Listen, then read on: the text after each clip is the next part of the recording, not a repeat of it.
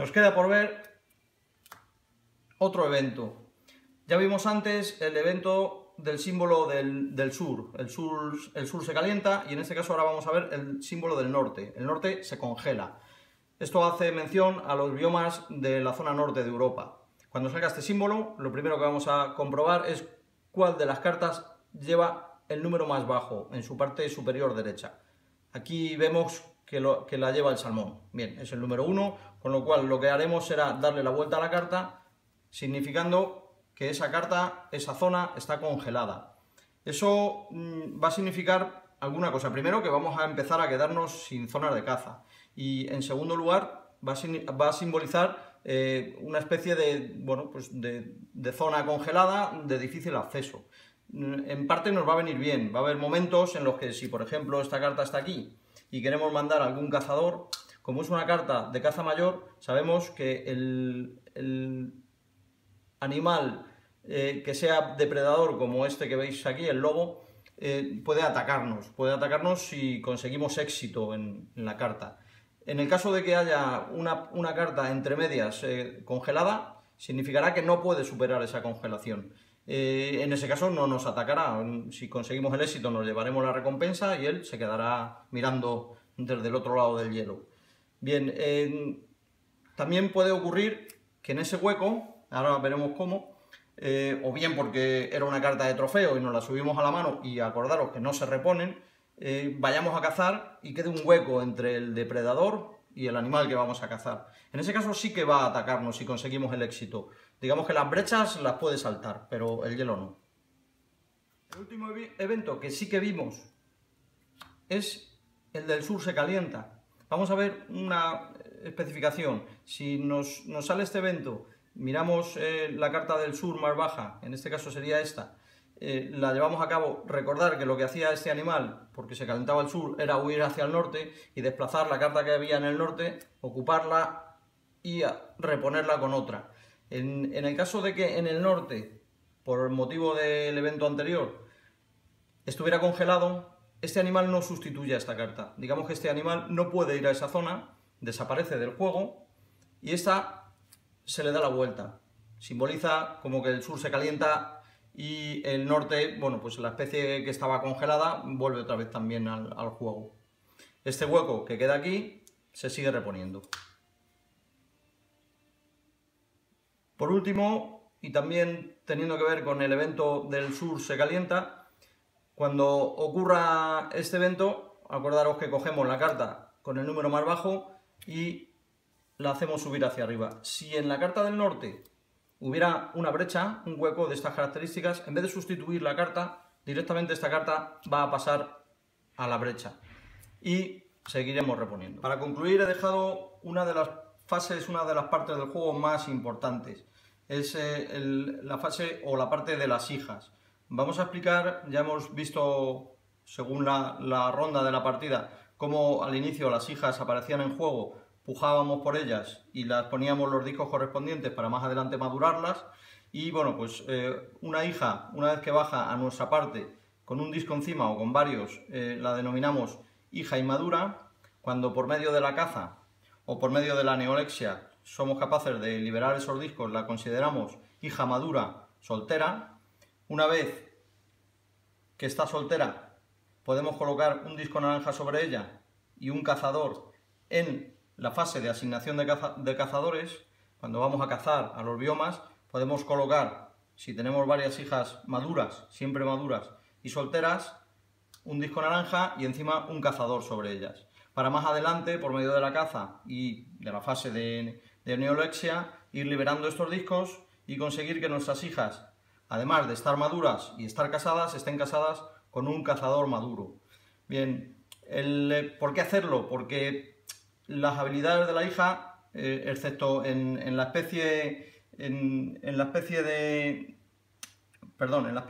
sexualidad monoparental, que debemos de estar con ellas casadas para conseguir sus habilidades, en las demás especies no es necesario tenerlas casadas para conseguir las habilidades. ¿Y por qué nos casamos con ellas? Bueno, pues sabemos que hay eventos que son los de ventisca que nos obligan a proteger tanto los ancianos como las hijas que tengamos con dos cazadores Y en el caso de que estas hijas estuviesen casadas, maduras o inmaduras, no sería necesario tener que protegerlas, porque su marido las protege. Bien, por eso es importante. Luego, además, en la carta de puntos, vamos a ver que los maridos nos otorgan puntos también. Y, por último, decir que nos podemos casar con nuestras hijas, pero lo más importante es que además podemos hacerlo con las hijas de los demás. ¿Y por qué vamos a hacer eso? Bueno, pues porque además de casarnos con nuestras hijas y protegerlas, si nos casamos con la hija de un rival, vamos a obtener tanto los beneficios que nos aporta esa hija como los discos en la fase de portal. Con lo cual, a veces, no pujar por hijas no es grave, porque si los demás pujan y se van quedando sin discos, van a sufrir las consecuencias. Y si nosotros conseguimos casarnos con sus hijas, vamos a conseguir también sus beneficios.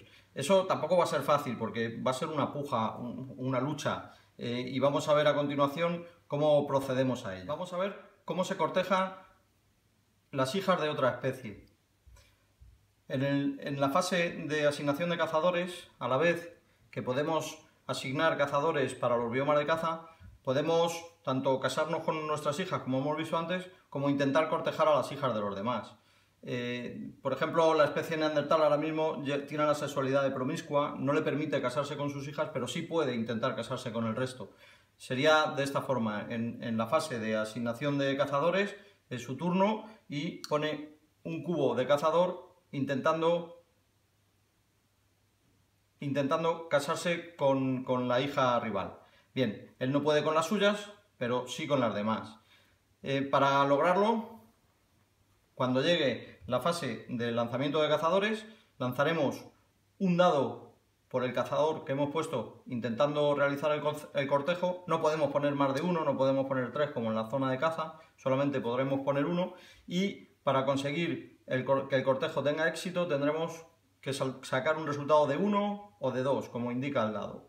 Bien, procedemos al lanzamiento. Si no sale ni 1 ni 2, pues automáticamente colocamos nuestro cazador, rechazado por la hija del rival, a su zona de caza.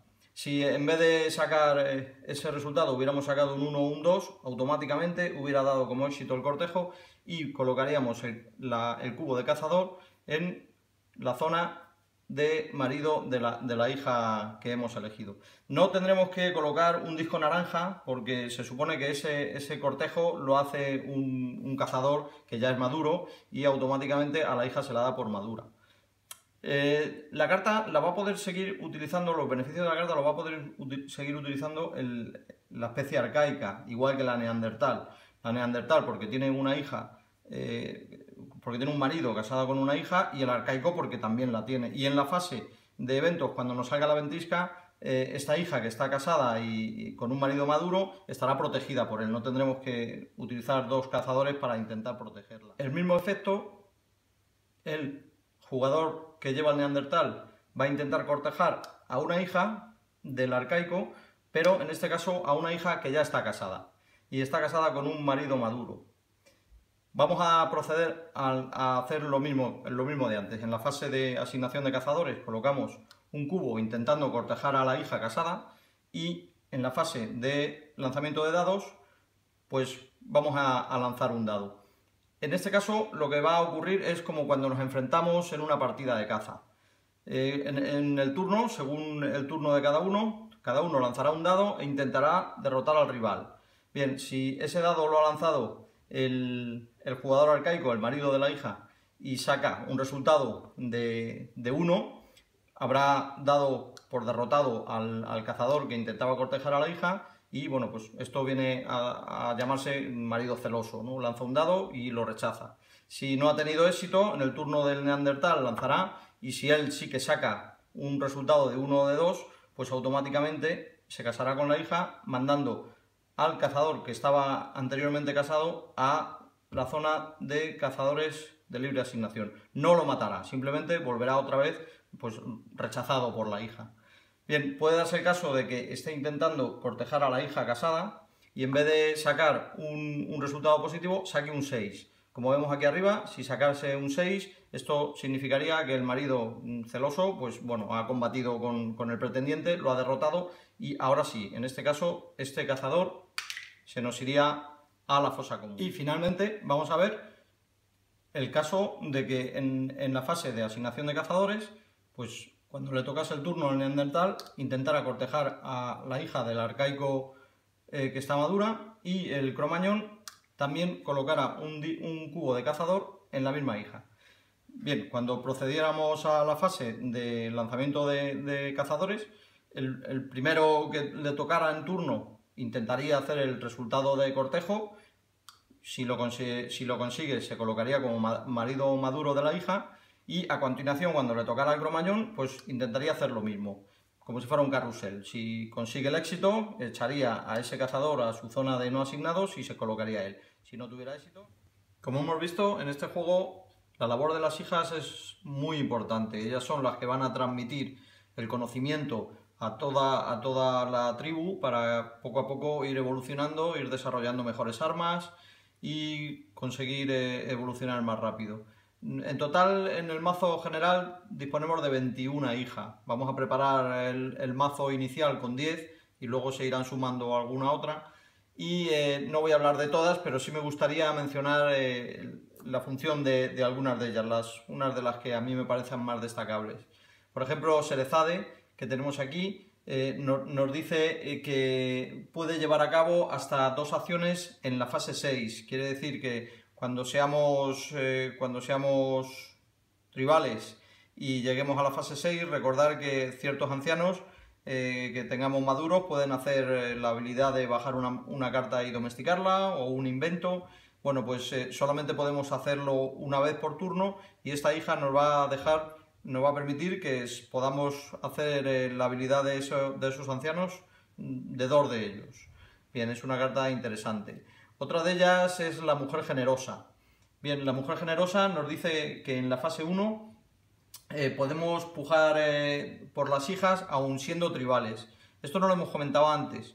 Mientras seamos vocales podemos pujar por las hijas que aparezcan, pero en el momento que demos la vuelta a la carta vocal y seamos tribales, al no ser que tengamos la sexualidad de harem, que sí que nos permite pujar por las hijas siendo tribales, aunque nuestros discos valdrán la mitad, si no somos de esa sexualidad, en la zona tribal no nos dejan ya pujar por hijas. Se supone que ya tenemos las hijas suficientes y evolucionaremos a través de ellas. Bueno, pues esta hija nos permite seguir pujando por hijas aunque seamos tribales. Es muy interesante también pujar por esta hija. Otra de ellas es la ama de casa.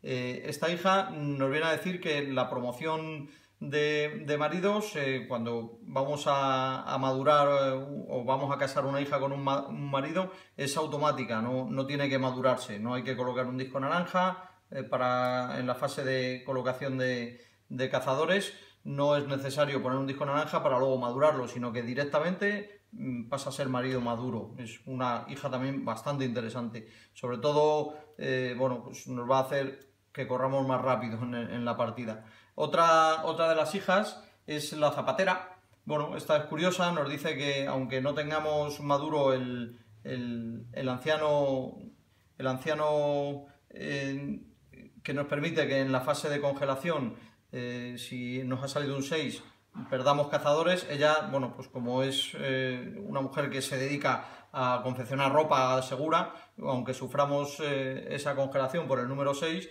y no tengamos el anciano iniciador del fuego, no vamos a sufrir la congelación. Otra de ellas es la mujer cantante. La mujer cantante nos viene a decir que nuestras tiradas de cortejo siempre tienen éxito. Para mí es la mejor de todas. Imaginaros que estamos pugnando por tener controlada una hija de otra especie. Ya sabéis que para ello tenemos que conseguir una tirada exitosa, y si no, pues jamás lo conseguiremos. Con esta hija no es necesario lanzar, automáticamente nos dice que el cortejo surge, no hace falta tirar dados. Muy interesante, a mí me parece la mejor de ellas. Y bueno, por último mencionar, por ejemplo, la mujer vigilante. Esta nos va a permitir que cuando estemos en los biomas de caza, si estamos cazando un animal de caza mayor y este animal al lado tiene un depredador, ella nos ha enseñado a huir de él y bueno, no vamos a tener que enfrentarnos. Es una carta también bastante interesante.